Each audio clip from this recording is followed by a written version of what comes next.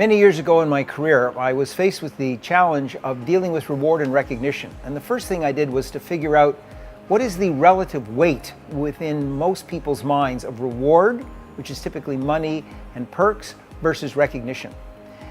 And I discovered through that research and then through personal experience that once the individual feels fairly compensated, competitively compensated, and well looked after financially, reward is less of a motivator and a driver than recognition.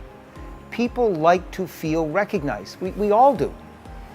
But they like to feel recognized for the fact that they are making a difference in the company. That's why they come to work, so that they can make a difference. So I think as HR professionals, we need to be mindful of creating recognition programs that link to the business reality, to the business outcomes, to our customers, and celebrate people who can impact that. And that allows us to touch people throughout the entire organization, because truly a customer may have contact with a salesperson, but the salesperson might depend on marketing efforts or production efforts or R&D efforts, and the customer feels the impact of all of those things.